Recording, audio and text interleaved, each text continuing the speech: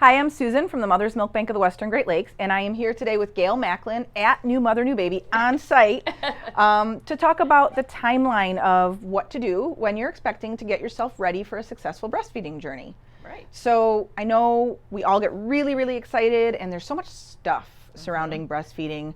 What do we actually need right away? What should we wait for? And what are the important pieces of the puzzle that we should be putting together before we have our baby? Right. Well, I think a lot of people don't realize that you can actually come see the lactation consultant before you deliver. And a lot of people, I think a lot of people are doing that. I think it's getting a little bit more well known that you're able to do that. And also a lot of times insurance will cover a prenatal visit, a one-on-one prenatal visit. But if you don't want to do that, or if you don't need to do that, sometimes just coming in and talking to the lactation consultant, seeing exactly what you need. Many women will want to get a nursing bra during their second trimester. So we generally don't recommend getting fitted like too far into your pregnancy, like around 38 or 39 weeks is not the time to get fitted for a bra. We generally recommend around 36 weeks because the last 4 weeks you go up in size, and then the first 4 weeks after the baby you go down in size. But sometimes people are just really sore. Their rib cages are killing them. Yeah. So a lot of people will come in sometimes 26 weeks, 24 weeks, and just get a more comfortable sort of maternity nursing bra type of thing. And I think people start shopping for the registry a lot of times during their second trimester.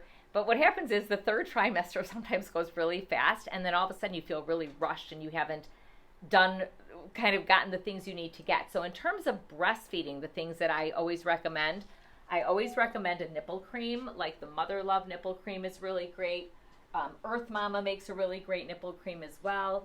Lanolin is what they'll give you in the hospital, but I find it's more of sort of a moisturizer. I don't think it has a lot of... It's kind of sticky. Yeah. Right? Like, and if you have sore nipples, sometimes putting something sticky on them is just even the act of putting it on can be uncomfortable. Right. So. And the lanolin doesn't really have any healing properties to it, where these have healing herbs like calendula, and different herbs that can be really soothing, marshmallow root, herbs that can be really soothing to the skin in general. So that's an item that we want to get before we go to the hospital so that we can put it in the with bag you. And bring it with you. Definitely call the insurance company and find out about your pump if you're eligible for a breast pump, which most people are.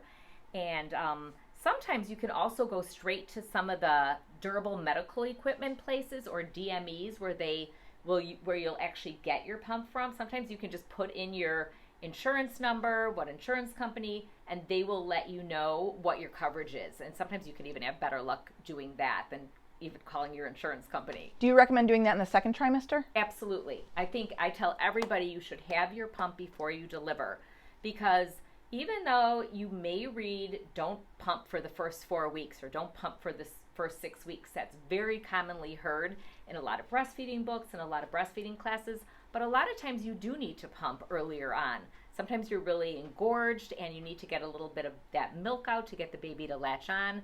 So I always tell people, I want you to have your pump before you deliver. Better to have it and not need it than need it and not have it, right? Totally. So now we've got the pump on hand. You don't necessarily need to bring the pump to the hospital, though, because they'll have a rental pump or a hospital-grade pump should you need to pump in the hospital. They will. And I actually work outside of the hospital and in the hospital. And I actually find a lot of people do bring their pumps to the hospital. Now, mind you, I do know a lot about all the different breast pumps, so I'm able to sort of explain it to them.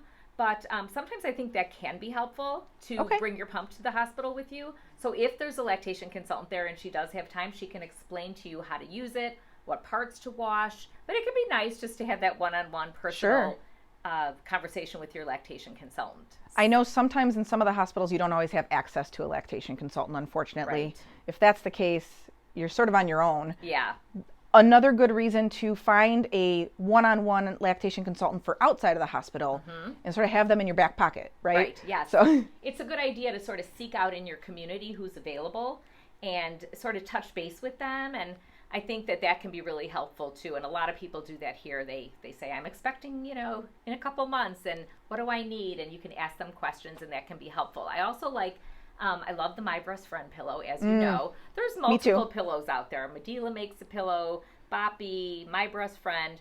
that seems to be the one that the moms like the best. So I don't have necessarily a personal preference. I just like whatever is going to work the best. And so I find many moms like the My Breast Friend pillow, and but I think having a nursing pillow can be really helpful. And some people bring it to the hospital, and I think that can be good too. I'm a C-section mama, and the My Breast Friend made a big difference for me because I was able to keep baby up and off of my incision site. And that made a big difference for me. So now we've got a breast pump, we've got a nursing pillow, we've got some nipple cream.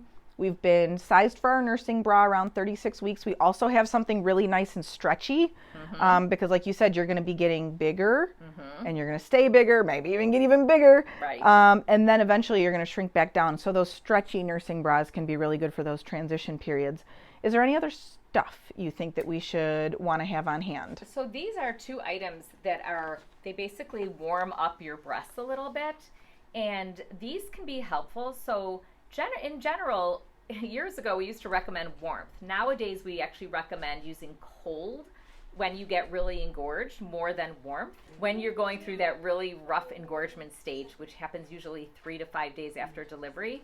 But sometimes when your breasts are really hard, right before you're gonna go ahead and nurse, it can be helpful to use some warm compresses. So these are called booby tubes, and they're warm compresses you put over your breast. They also feel very relaxing, which I think can also help with your letdown. And then these are called Levi massagers, and these warm up and vibrate. So sometimes they can be helpful for a plugged duct. If you don't want to go downstairs and put these in the microwave, these can be great because you just turn them on and they get warm. Over here we have a lot of herbs that help increase milk supply, but we don't generally go there until after we've seen you as a lactation consultant. I don't want to give somebody something to increase their milk supply if they already have a huge supply, because we don't want to get plugged ducts, mastitis. And so these I would hold off on until you see your lactation consultant. I think the only other thing I would recommend is figure out how you're going to wash your pump parts. Right. And like you said, wash them before you need your pump. So do that first wash, because when you get a brand new breast pump, you do have to wash all of your parts and pieces before you use it for the first time. Right. Just like you have to wash all of the baby's sheets and bedding and everything before you bring the baby home from the hospital. Get those pump parts washed too, because you may not need them for the first 6 weeks.